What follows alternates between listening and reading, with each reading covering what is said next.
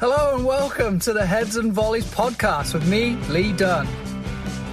Thanks for joining us today for episode number 2, titled The Game, starting with your preparation, leading into your warm-up for the game, then kick-off and the chaos that ensues, followed by halftime, into the second half, and then the full time and beyond. Huge thank you to Tactical Pad for sponsoring this episode of Heads and Volleys. I use their software to show my players formations and then movement within that formation, and you can do the same too.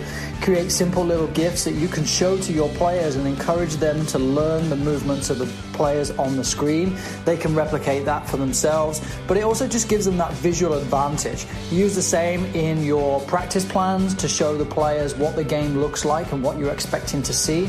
And then if you actually visit my YouTube channel, LeeDunneSoccer, you'll see some moments in there of combining the tactical pad demonstrations with my own practices. So you'll see how it looks on the GIF and then how it actually looks in practice. It's a fantastic tool to show to your players.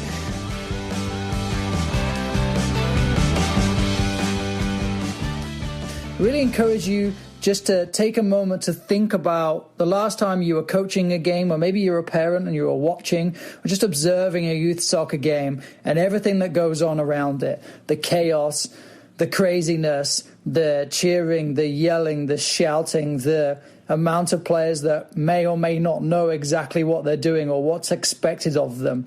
And then think about the coach. If you've ever watched a youth soccer coach, what they go through. They're dealing with players and their personalities. They're dealing with parents. They're dealing with making sure they've got all the players written down on the player cards or the game cards. They are also considering tying shoelaces or making sure the match ball has enough air in it, or the substitutes have pinnies on and the goalkeeper has their gloves on. And their players know what a number 3 and a number 2 are, or if it's left back or right back, or the kids that's showing up 5 minutes late or 2 minutes late or just before kickoff, or maybe there's not enough players, or maybe they have too many players. There's so much that goes on during the game. So just take a moment to consider what that experience looks like for you. And I think that will help you really kind of shape your mind for what you can get out of today's podcast in terms of what is the game. So I want to start with preparation. Beginning to prepare for your game. If you remember from the Setting Up for Success podcast, where we look at actually having an element of a season plan or a monthly plan or even a weekly plan, and then planning towards that event. So if you take a regular season, you may play on a Saturday or a Sunday. So a realistic starting point would be your first practice in the week. Maybe you practice once, twice, 3 times. So you practice on a Monday, you're really beginning to prepare in that microcycle for the game on the coming weekend. So really understand who your team is. What is your level of play? Of course, if you're at the professional level, that microcycle may also include a midweek game. It may also include some element of rehabilitation or recovery or travel for your team, depending on where you're traveling to. However, you may find that in the simple small town soccer that you are training twice a week and you're playing on the weekends. So understanding what that may look like for your team. Do you know who your opponent is? Do you scout your opponent? Are you able to understand who they are and the way they play? Maybe you've seen them in another game, but chances are that scouting them in the true term of scouting is completely unrealistic. So as a coach, I really encourage you to focus on the controllables. It's your practice theme. It's working within the big macro theme of the season or of the week or of the month. So you know exactly what you're trying to achieve with your players. Again, they will help keep you accountable if they know what's going on. So I would spend all of my practices, or in the build-up to my practices with my team, talking about the coming game. This is why we may do this ready for the game. We may be working on short passes to set the ball up for a long pass, because in our last game, we had this issue. Relating these problems or these issues to the game for the players will help them make sense. It will help them understand why they may be doing things. And sometimes with our youth players, we encourage not to be so reactionary. So if you're working with older players, it can be totally okay to then say to the players, in our game last weekend, we struggled with playing out of the back, for example. So then we can train this week and we can work on our focus of playing out of the back or of maintaining possession in such a way that we can continue to relate to it from our previous performance as well as the upcoming performance. For example, last weekend we struggled in this moment and gave away the ball several times. It wasn't just a one-off, it was a trend. So therefore we're working on it now so that for the coming weekend, that's not a repeated issue. Then you may also consider for those players and for those younger players where we have an overall plan and we don't want to be so reactionary, we can constantly reference for the coming game, hey, remember our goal for this week or for this month is to improve the way we receive the ball on our back foot, for example. So then when we get to the game, we should be able to receive the ball under pressure on that back foot and be able to turn or to connect with another player or however you really want to use that skill within your team. So it's really important that you understand, again, in the big picture of the season or of the cycle, where this game and where these practices fall in for your players and for you. So it's game day. Depending on the age of players, I like to go for about 30 to 45 minutes. Doesn't mean I'm warming up for the entire time, and actually I use a lot of that time to just to get to know my players. You know, how are you doing? Did you eat this morning? Did you sleep? You still look sleepy, especially if you get a 9 a.m. game. Players don't want to get up early, especially as they get a little older. So I really use that time just to connect with my players and not immediately focus on the task ahead of playing the game, but actually just be cool with them, if you like. Sometimes, especially being over here on the West Coast, there's soccer on TV still. So I'll pull up the game on my phone and I'll try and watch it with the players, or I'll talk to them about it. And granted, some of them may not know exactly what's going on, but they're soon going to learn as I watch and as I share with them what's going on. And then, of course, it's always relatable too. Wow, did you see that goal? Did you see where it came from? Did you see that? And there's nothing better than seeing it in such real time. The players are able to see exactly what's going on. So I also use that time to set some targets for the game, targets for my team. And these aren't necessarily targets that I'm just going to think of out of the blue, and they should definitely not be a surprise to my players. If we've spent the week maintaining possession and creating 2v1s, for example, then one of those targets that I'll identify for my team is to create and be successful in as many 2v1s as possible. Now, within those targets, I'm going to have measurables. So my first target, again, maybe to create 2v1s. How do we know we're being successful? Well, every time there's a 2v1, I make a note. Were we successful? Yes or no? My second target is going to be something also relative to practice or also relative to the coming game. Is it a chance for us to work on and show our 1v1 defending? So every time the opponent has the ball and we are faced with a 1v1, again, I make a note. How does my player deal with that? Are we successful or are we not successful? And I actually like to go a little deeper in that and identify which players are being successful and which are not being successful in the 1v1s. With the targets, you'll see a trend there. I try to go with an attacking and then also with a defending target. Now, this is where it gets really interesting, and this is where I really have a lot of fun with setting targets. And this is let the players create the third target. And I really, really enjoy that because now they have a buy-in. Typically, you say to a player, give us a third target. What do you think collectively as a group? Generally, you'll get, we want to win. We want to score goals. Now, back to being measurable and back to, again, setting up for success with looking at what can we control. Winning the game is not necessarily controllable. So our third target is going to be a goal, and I'm going to steer them to the build-up to the goal. Will it be tied with the 2v1s? Will it be tied with 1v1 defending? So we want to score a goal after we've been successful in a 2v1 or after we have won a 1v1 defensive battle?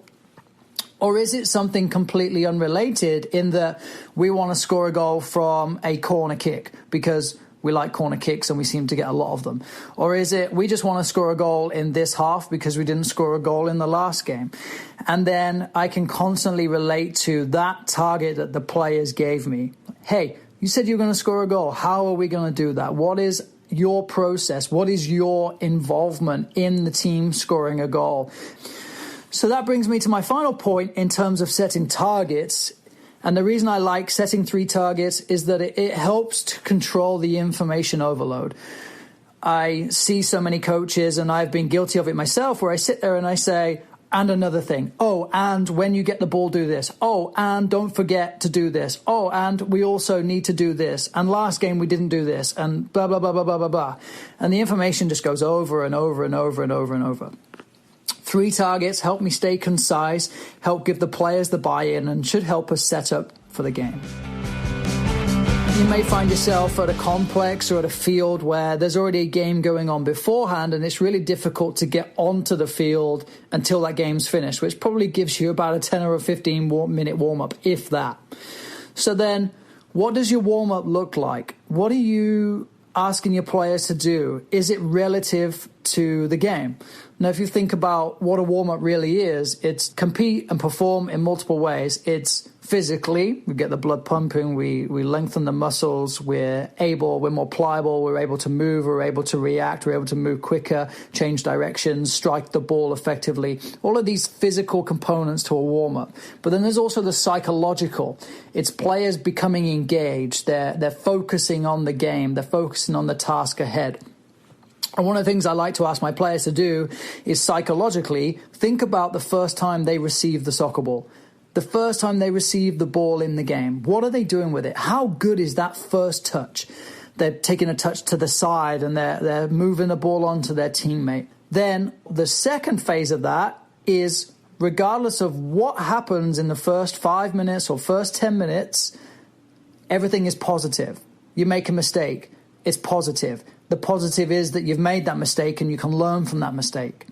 So it's just a real quick intro, your first touch, and then 5 or 10 minutes of positivity. And I say that because typically 5 to 10 minutes with older players, it's a little bit longer of a half, so 10 minutes is a real good window.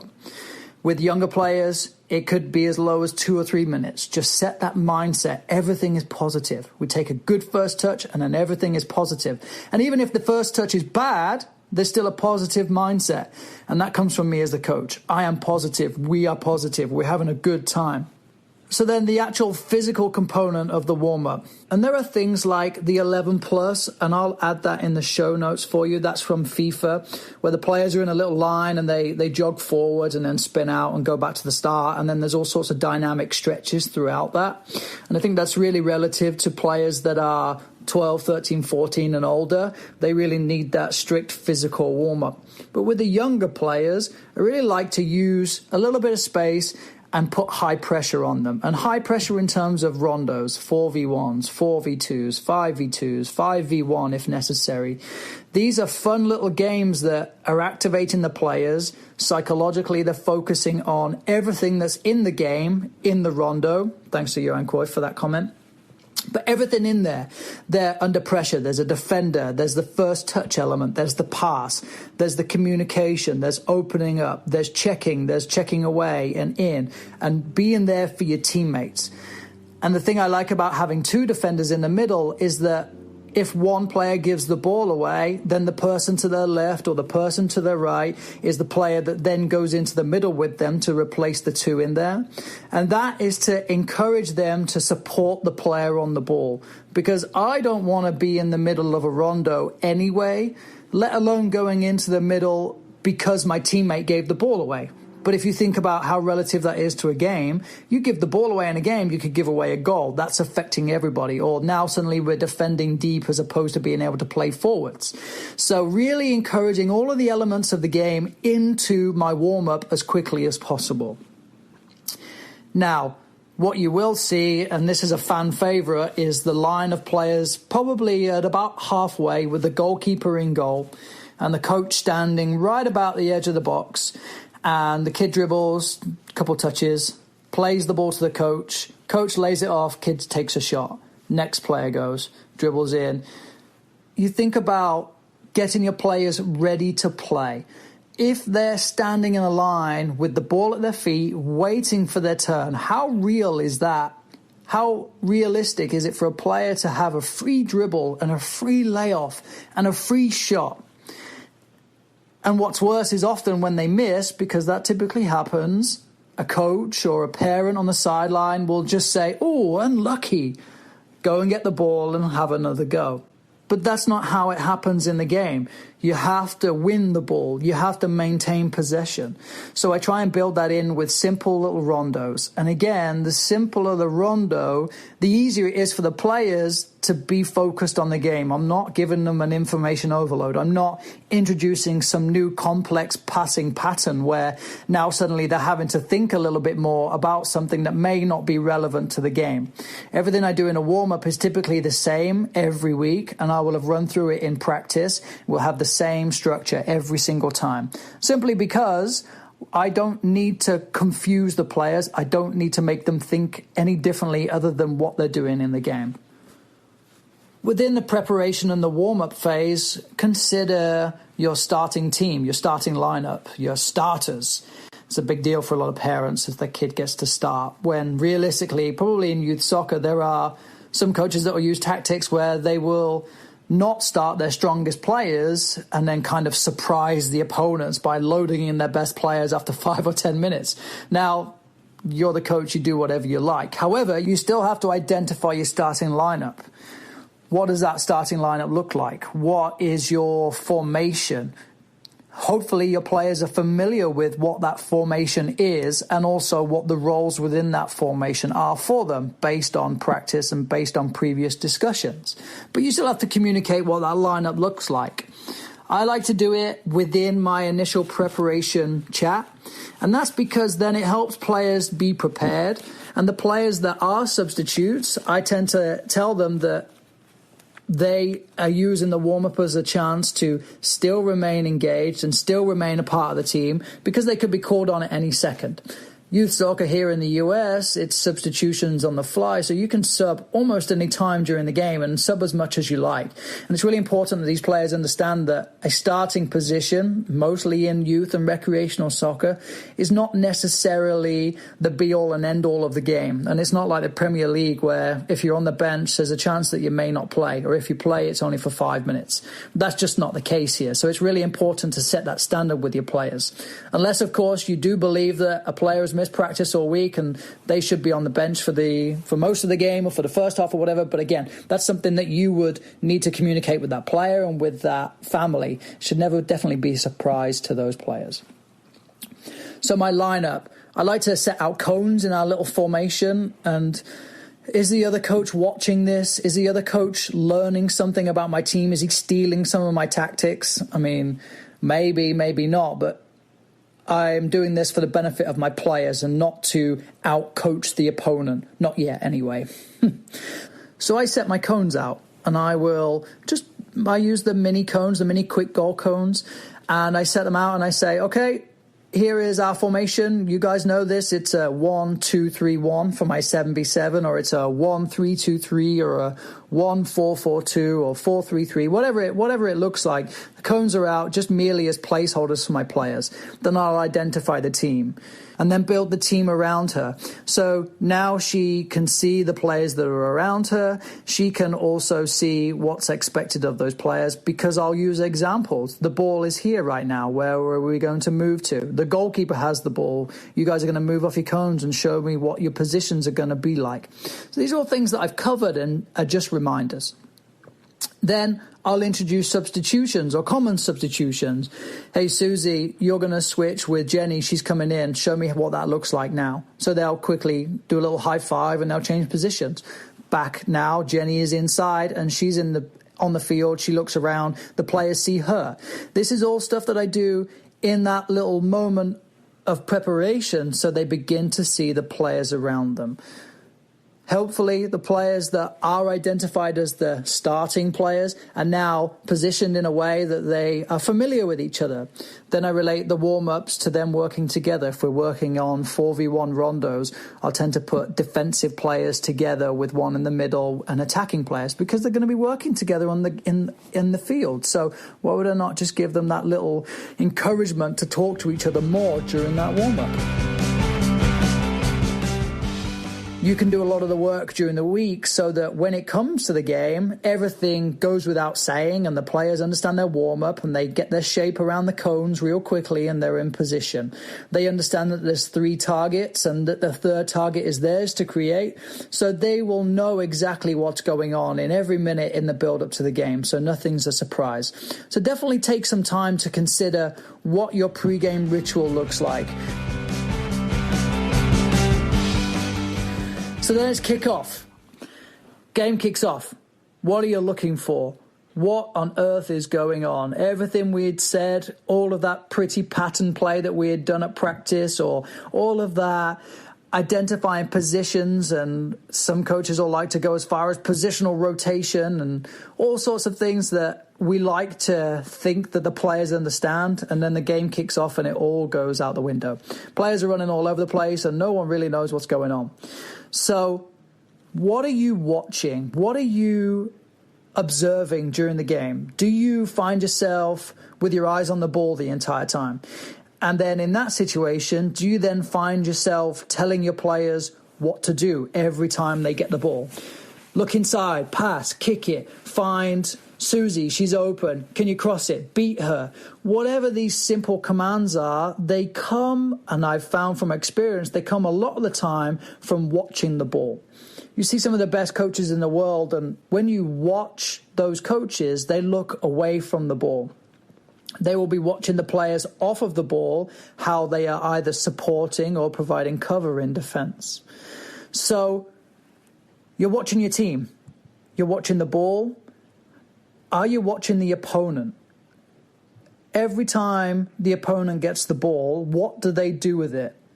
And we're looking for trends.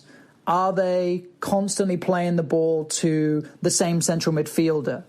Do they constantly just kick the ball down the field? Because that's a trend, and it's not a very nice trend by modern soccer terms, but it's certainly a trend that you can behave and react to with your team. So teams kicking it long, you may have your goalkeeper push up higher to retrieve that ball, or you may have a defender anticipate that and begin to drop back. But it's all about behavior off of the ball. The ball goes to that player that's going to kick it. How is your team reacting to it? Or are they proactively moving into positions that you've been able to identify for them?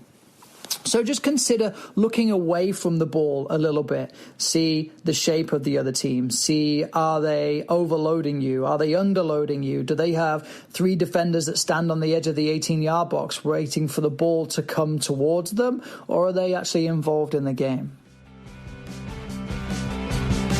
The next thing you may be concerned about are substitutions. A lot of coaches are under pressure with substitutions. You know, playing time, equal playing time. We need to make sure that everybody's able to get all of this playing time in, and this may be something that you need to be concerned about. Do you have a assistant coach? Is your assistant coach able to help you manage timings of substitutions? If it's really strict on 50% playing time, maybe you decide that they play half each. These are all sorts of things that you need to identify before the game, so you know what your plan is beforehand. Do you write anything down? Writing is one of my favorite things to do because it prevents me from shouting.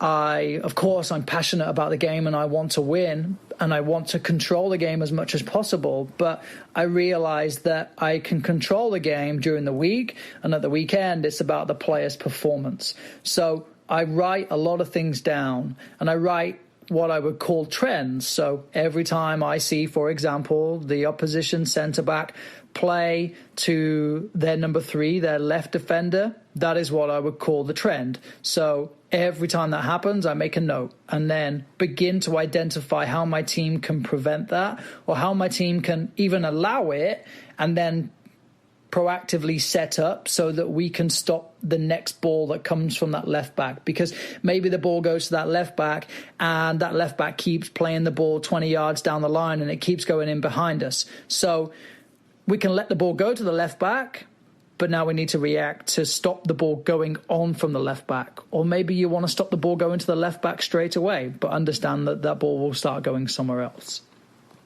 So writing things down really helps you process what it is that's going on the field. And then I also write a lot of things down about my own team too. You know, Jimmy keeps playing forwards. That's great. I really like that, because then when I see Jimmy at halftime, I can say, Jimmy, that's brilliant. I really appreciate what you're doing there. I think you've done a great job. Or if it's another player that continues to play the ball inside, but really we want the ball to go outside, those are moments that I'm writing down so I can address them, not only at halftime or not only if I substitute that player off, but also for future practices. And I can identify with that player, you keep playing the ball inside, and I want to understand why, and why I don't want you to play that ball inside, or why it may not be appropriate at the times that you're doing it, and then how to adjust from there. So the chaos is going on. Write things down. Take a moment to think about what you would shout, and then write it down.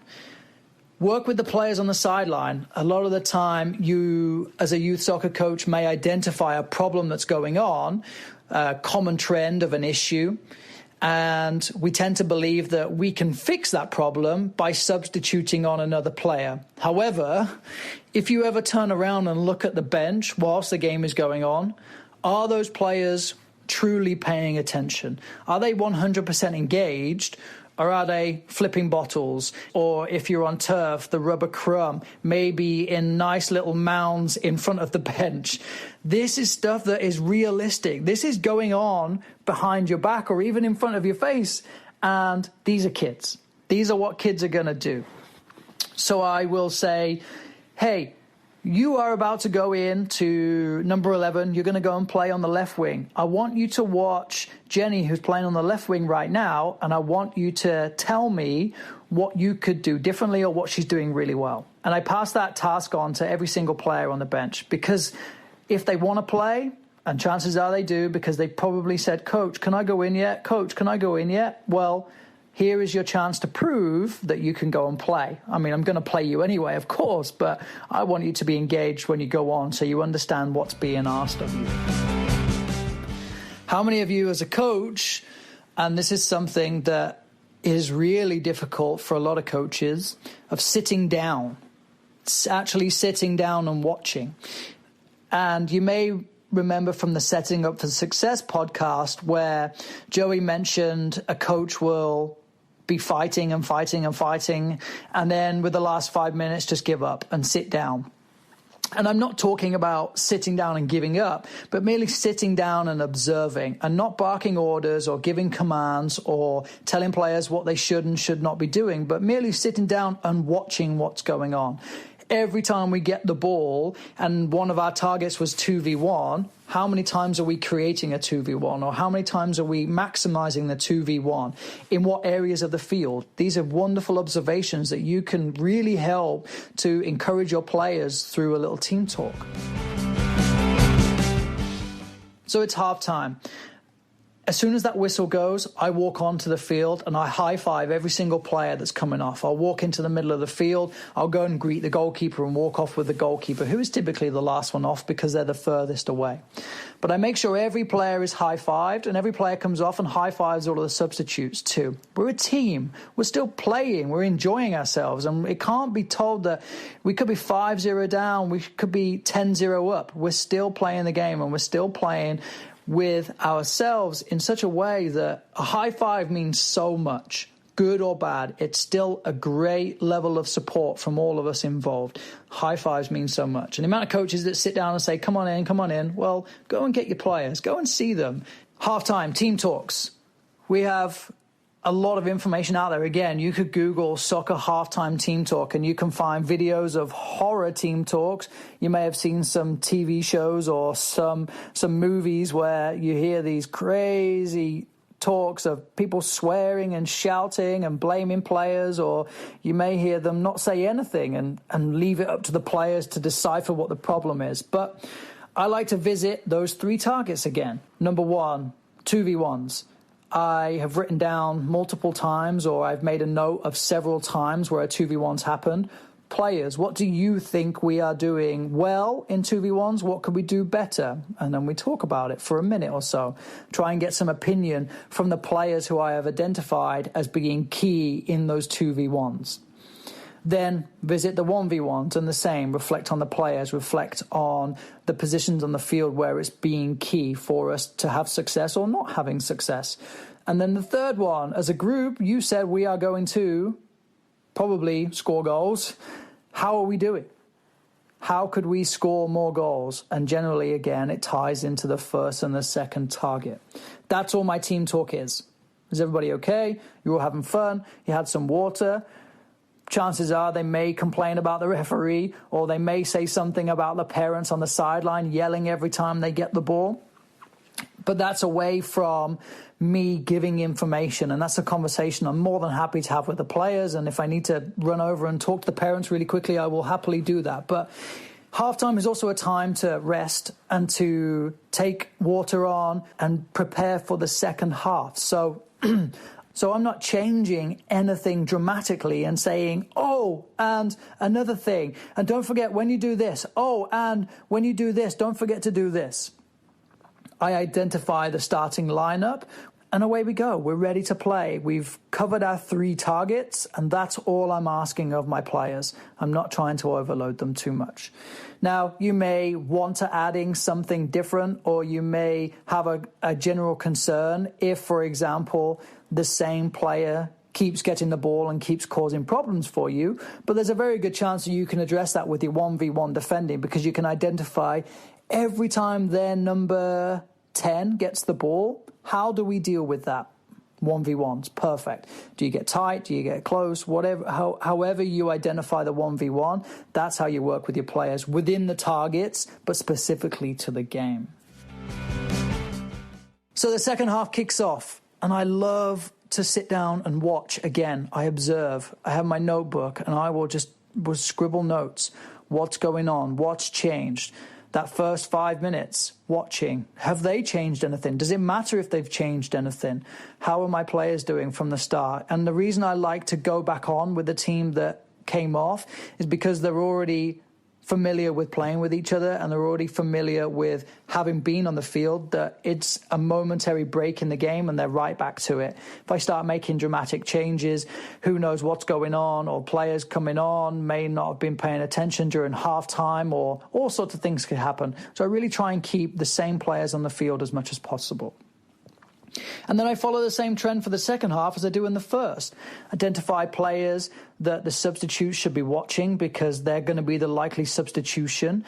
Then I'll also challenge my players that are on the sideline to help me make a difference. How do we change this game if we need to make a change? How do we help ourselves in 2v1 so that when those players enter the field, they have an idea and they can begin to, hopefully, communicate with their players in supporting 2v1s or in successfully defending in 1v1s.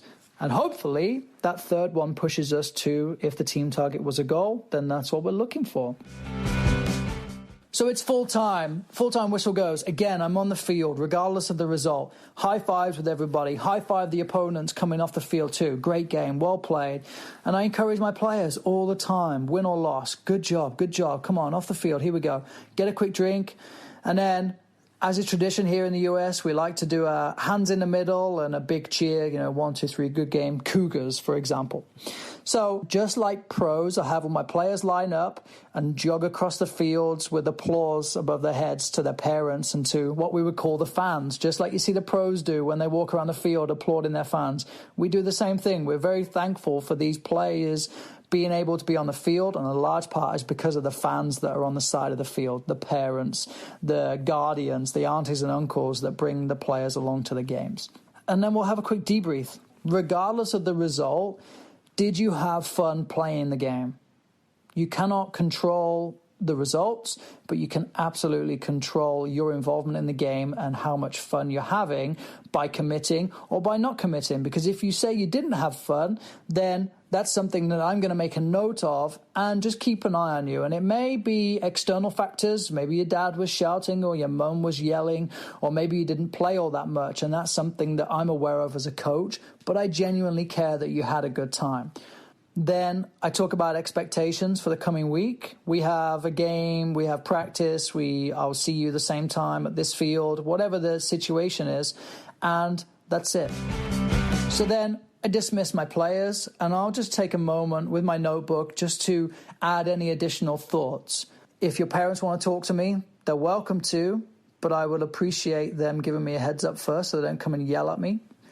I've worked within clubs and within organizations where there's been an expectation that parents cannot talk to the coach for 48 hours after the game.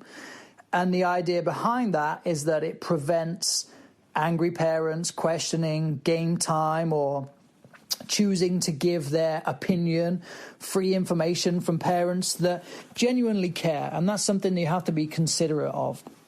So when considering a rule like a 48-hour rule, I only like to consider that if you're really angry and you really want to shout at me. Because I don't want you to shout at me on the sideline. I'm giving my best for your player and for the team. So I'd appreciate understanding what your concern is, and then I will make a plan to talk with you the day after, and such and such. And a lot of the issues are going to be playing time. I'm really annoyed that my kid isn't playing. Why is she not playing? Why does he only ever get 5 minutes a half? Let's talk on Monday at practice. Let's talk on Tuesday after practice. So be prepared to have a respectful conversation with this parent that has a genuine concern about their player. With older players, I'll also set an expectation that the player is the one that comes to me. Coach, I want to talk to you about my playing time. You are absolutely welcome to talk to me about your playing time. However, as a coach, I feel like I have let you down if you do not understand why you're having less playing time, because then I'm not communicating clearly. A lot of these things are issues that players just won't communicate about, so I set that expectation with them. And with a younger recreational team, of course, you may be subject to scheduling where they may have other siblings that are playing and they just can't make your practices or they just can't make your games on time, so they tend to be on the sideline a lot. Well, that's information that you need to know ahead of time so that you can be prepared with that player, and you may be flexible on playing time, you may not be flexible on playing time, but that's something that you have to know and you have to be defensible of. Today's podcast was really exciting to record because I spent so much time within the game environment. That's what we practice for each week. That's what we're striving towards. Think about setting up for success, that you are aiming for something towards the end of the season or whether it's a tournament, but it's always involved with the game. We're not building up to have a better practice in the following week. So listen in again, enjoy some of the material and some of the experience that I provide in here. A lot of this comes from talking to other coaches or observing other coaches and then finding out what really works for me, because all too often you get given advice or you see something and it just doesn't work for you. So use the advice, use the structure, and then just begin to change it for how it works for you and then also for your players too. Going to create that environment where you are going to be successful, and success doesn't necessarily mean the win or the loss, but it's all part of your experience on the field with your players. Another huge thank you to Tactical Pad. Definitely head over to LeeDunneSoccer.com and take a look over the material that Tactical Pad provides by clicking on the link to get over to their website. The animations and the gifts that you send to your players is so valuable for them to see, and it's also helpful for you to see and show them during the game on the field. Check out LeeDunneSoccer on YouTube and you'll see some of the animations in action combined with the player actions from the practice too. So again, more material coming very soon from Heads and Volleys, but for now, thank you so much and enjoy the game.